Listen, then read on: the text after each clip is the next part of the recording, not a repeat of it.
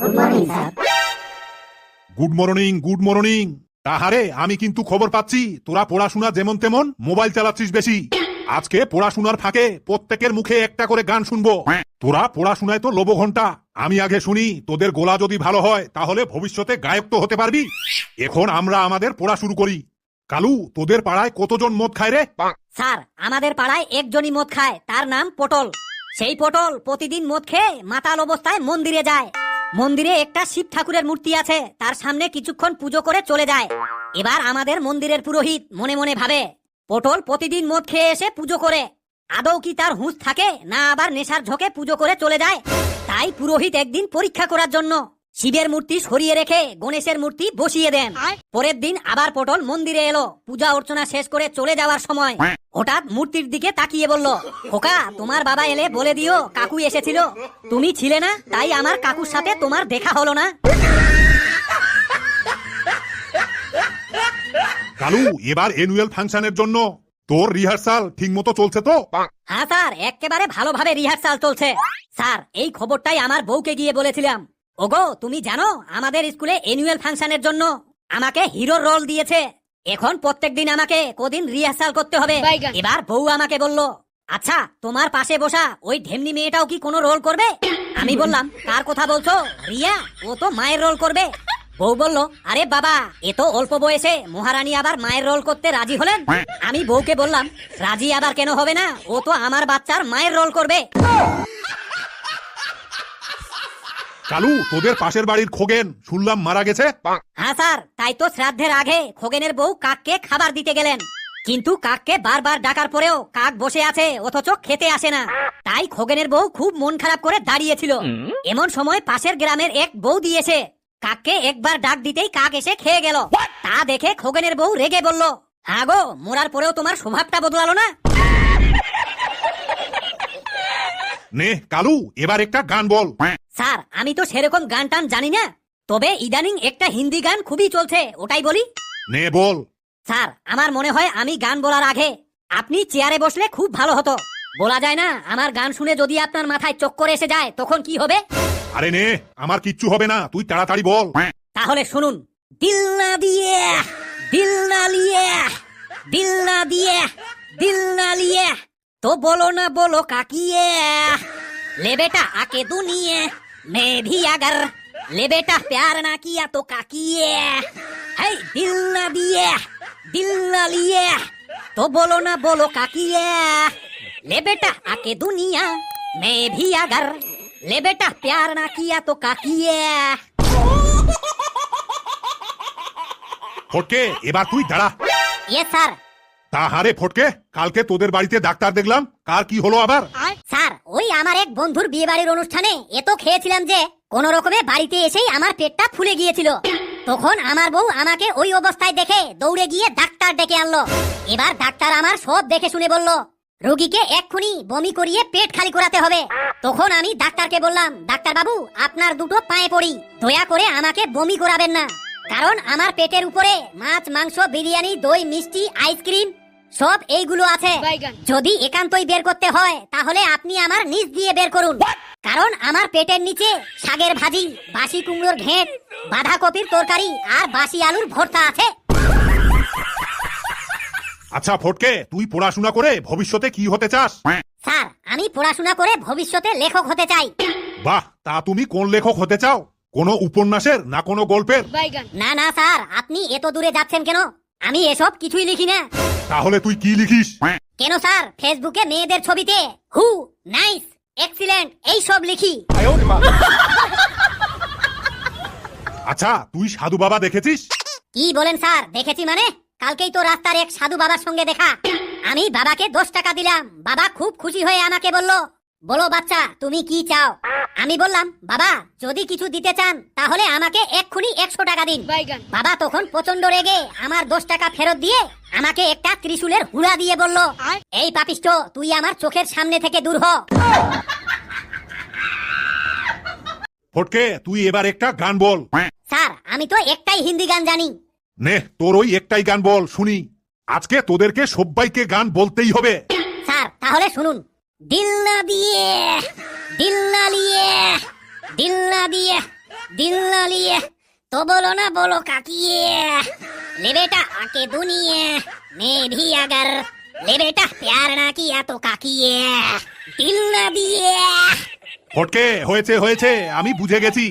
বেশি চাড়াচুড়া করিস না, না হলে নিচ দিয়ে কিছু বের হয়ে যাবে, তুই টেরি পাবি না। বাবা হাবলু, এবার তুই দাঁড়া। Yes sir. তুই বাঘ আর শিয়ালের মধ্যে একটা ছোট্ট করে গল্প বলতো। স্যার তাহলে বলছি, একদিন একটা শিয়াল ঘন জঙ্গলের রাস্তা দিয়ে যাচ্ছিল। হঠাৎ শিয়াল দেখলো রাস্তার মাঝখানে একটা বাঘ বসে আছে। তাই দেখে শিয়াল বাঘকে বলল, মহারাজ রাস্তার উপরে বসে আছেন কেন? আপনার কি কোনো কষ্ট হচ্ছে? যদি হয় তাহলে আমাকে মন খুলে বলুন, আমি আপনার জন্য জীবন পর্যন্ত দিয়ে দিতে পারি। এবার বাঘ বলল, আসলে শিয়াল ভাই হয়েছে কি, এক শিকারী আমার পায়ে গুলি করেছে, তাই আর আমি হাঁটতে পাচ্ছি না। এবার বাঘের কমজোরি শুনে শিয়াল রাগ দেখিয়ে বলল, আরে বেটা, তোর পায়ে গুলি মেরেছে, তোর রাস্তার মাঝখানে অসভ্যের মতো বসে আছিস কেন? এই নেংড়া, তাড়াতাড়ি রাস্তাটা ছাড়, আমার দেরি হয়ে যাচ্ছে। এবার বল, পরকীয়া বলতে তুই কি বুঝিস? স্যার আমি আমার সমাজে বেশ কয়েকটা পরকীয়ার ঘটনা দেখেছি। যখনই কেউ পরকীয়া করতে গিয়ে ধরা পড়ে, তখন শুরু হয় যত সব নাটক। নাম বদলায়, আইডি বদলায়, নাম্বার বদলায়, কিন্তু সব থেকে দুঃখের বিষয় হলো ওই মানুষটা নিজের চরিত্রটাকে বদলায় না, বরং আরো সতর্ক হয়ে যায় আর মনে মনে ভাবে আরো বেশি নিখুঁত পরিকল্পনা করতে হবে যাতে আগামী দিনে ধরা না পড়ি। স্যার তবে আমার মতে ছেলেদের তুলনায় মেয়েরা পরকীয়া সব থেকে বেশি করে। তাই আমি সকল পুরুষদের বলছি, নারী পরকীয়া করলে ক্ষমা করবেন না, কারণ এরা কখনোই বদলায় না। এদের দ্বিতীয়বার সুযোগ দেওয়া মানে নিজের পাছায় পুরো বাঁশ ঝাড় দেওয়া সমান।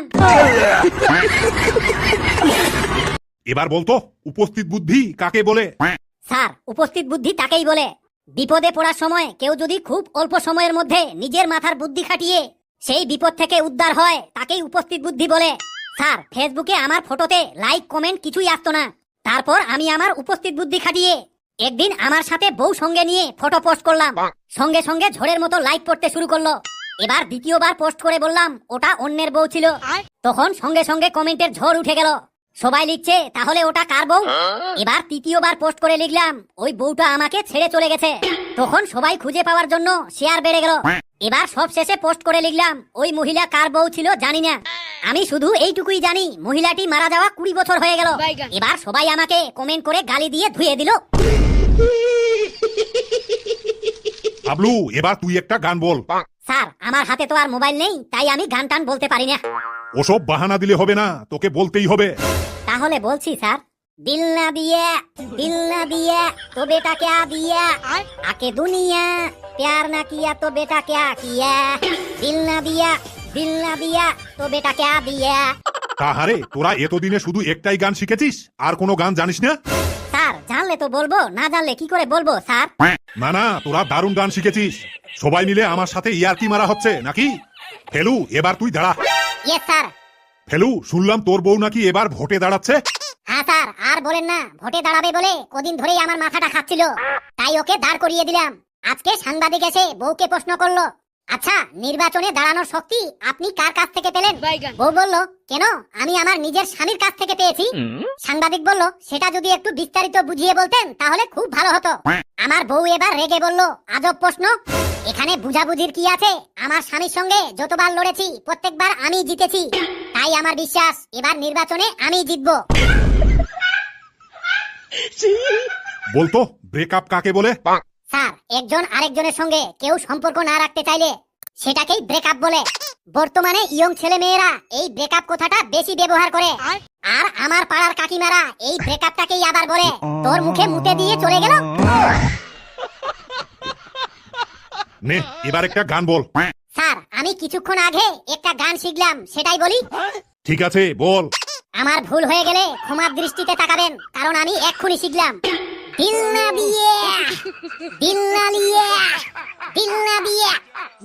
दिया तो बोलो ना बोलो काकिया, ले बेटा आके दुनिया मैं भी अगर ले बेटा प्यार ना किया तो काकिया।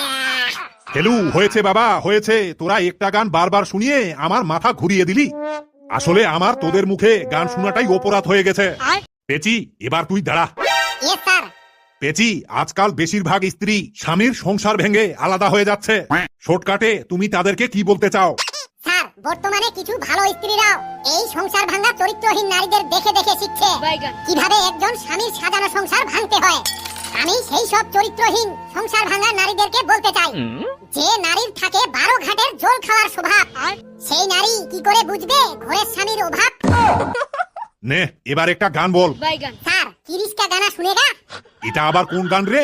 কিরিশকা গানা? নে শোনা তো। তাহলে এতক্ষণ ধরে যে আপনি গান শুনলেন, এটা কোন গান বলি? আমিও বলি তাহলে।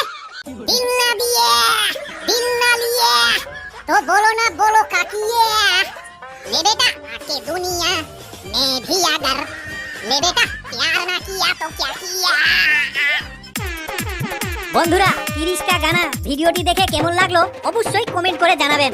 আপনি আমাদের নতুন বন্ধু হলে আরো 10 জনের মতো আমাদেরও চ্যানেলটিকে সাবস্ক্রাইব করে দিন। ভিডিওটি দেখে ভালো লাগলে যত বেশি পারেন বন্ধু বান্ধবীদের মাঝে শেয়ার করে দিন। আবারও দেখা হবে নতুন কোনো দম ফাটানো হাসির ভিডিওতে। এভাবেই খিলখিলিয়ে হাসুন আর সুস্থ থাকুন। ধন্যবাদ।